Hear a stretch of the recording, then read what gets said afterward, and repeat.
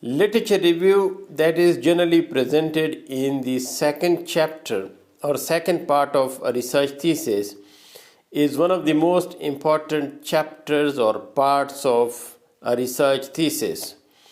In some of my previous presentations, I have discussed the what, why, and how of the literature review in research.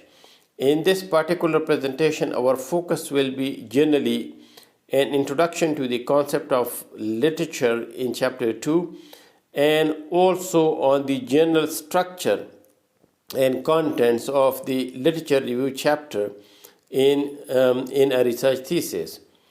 So first, literature review in research generally is a comprehensive, systematic, critical appraisal of existing knowledge, information, and theories relevant to a proposed topic of research for theses or other forms of research projects.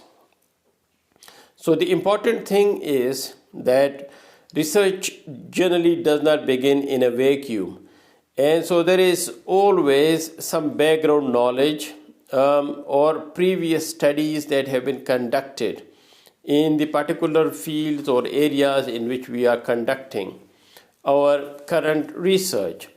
It is therefore important that we need to have a comprehensive, systematic, and critical understanding of the existing knowledge or information and theories related to the topic that we are exploring. And that is why there is need for literature review. Now, what literature review does in a research thesis context? So first of all, it provides in-depth background knowledge. And so you are not beginning in a vacuum. You give insights to the reader regarding the previous background knowledge that is already there.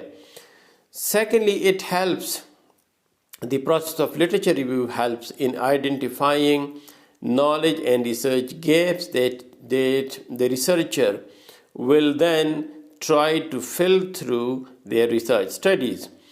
The next thing is that literature review helps you in rationalizing the process of research, or in other words, why are you conducting this research? So there is some background to that, and there are solid reasons because of which you are conducting this research. And so that's why rationalization also is one of the aims of literature review. Then the conceptual and theoretical frameworks around which the research process revolves is something that generally comes out of our literature review. Further, the literature review process helps the researcher in consolidating the research questions and the research hypotheses.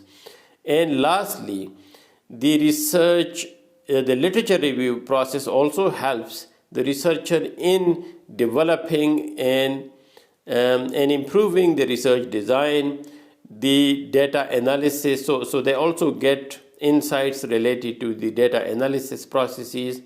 The literature review also helps when at the discussion stage, where the findings are critically discussed, and also at the interpretation stage of the research.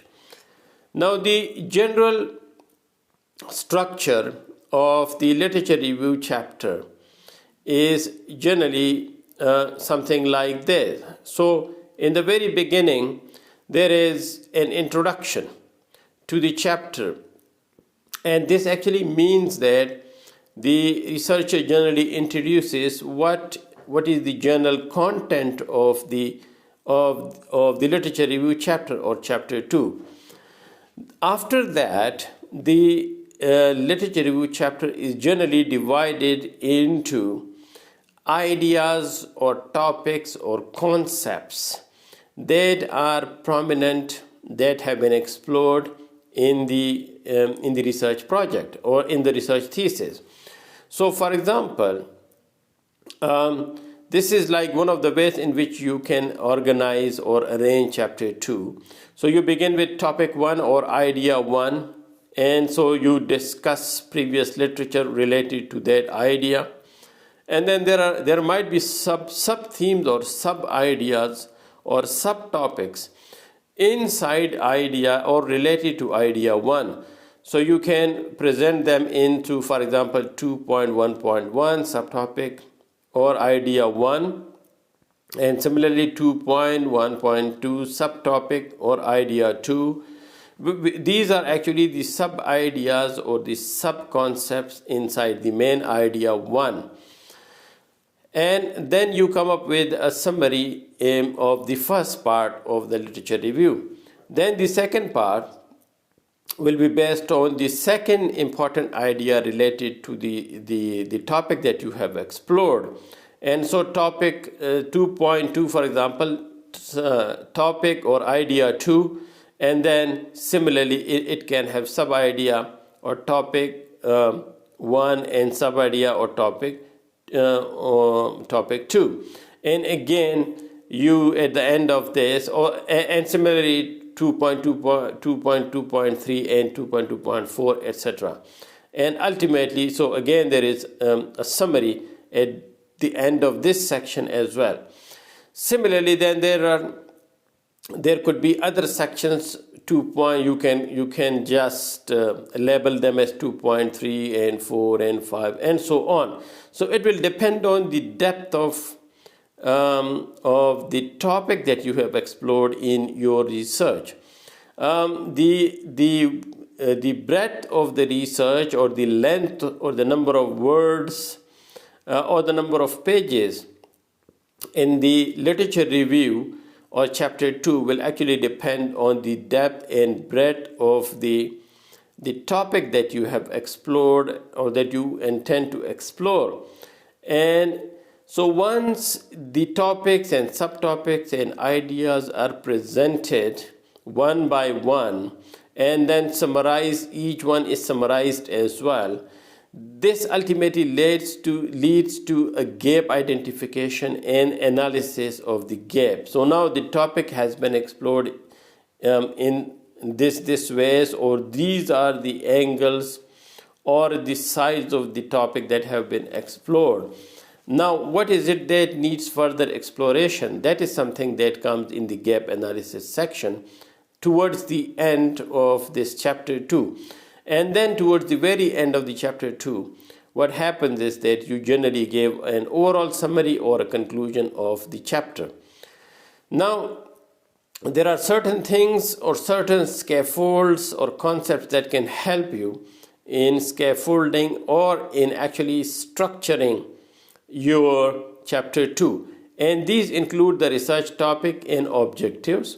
So, while including or excluding material related to the topic in your chapter 2, you need to go back to your research topic and to your main research objectives. The research questions and variables that you are exploring in the particular research study will also play the role of scaffolds. Then the theoretical or conceptual frameworks will also be something that will help you in structuring and delimiting your literature review chapter or section.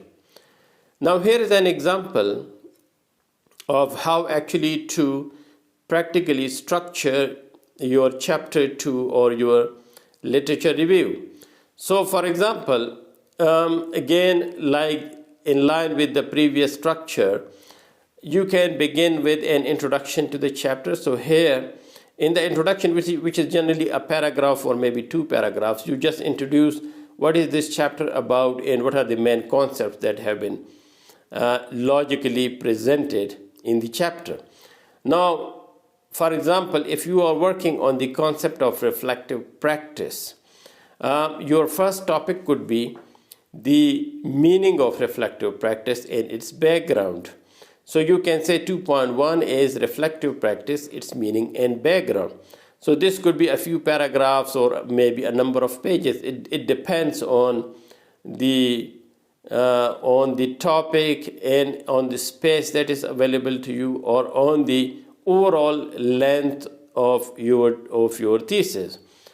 So in 2.1.1, which is a sub-idea of the first one, you can talk about the theories of reflective practice. And in 2.1.2, you can talk about the models of reflective practice. And in both cases, these are actually related to the basic concept of reflection, that is, the meaning and background of concepts. And so towards the end, you will give a summary. Then you move on to the second important idea related to to reflective practice, and that is actually the implementation of reflective practice. So, for example, maybe your second objective or your second research question is that you are interested in exploring the implementation process of reflective practice. So what you do is in your second idea, you just introduce the implementation process of reflective practice. Then in 2.2.1, which is the second sub-idea or sub-concept, you can discuss reflective practices or a variety of reflective practices. And then in the next one, you can discuss, for example, reflection strategies or strategies that are involved in the process of reflective practice, and so on and so forth. You can then go for 2.2.3 and 2.2.4 and 5 and so on. And then again, at the end of this section, you give a summary, which actually gives the idea that the researcher has a good understanding, and he or she can summarize so that they can help the reader in having a deep insight into the idea that they have explored. And so then after this, you can then present the next idea in 2.3 and then 2.4 and 2.5, and each of these then can have sub-ideas and so on. So ultimately, at the end of this logical presentation of one idea after another idea, and then summarizing those ideas, ultimately this will help you in actually identifying and analyzing a research gap. And towards the end, what will happen is that you will then give an overall summary related to, for example, the meaning of reflection, the background of reflection, the implementation strategies and practices of reflection, and other concepts that you want to explore in your thesis.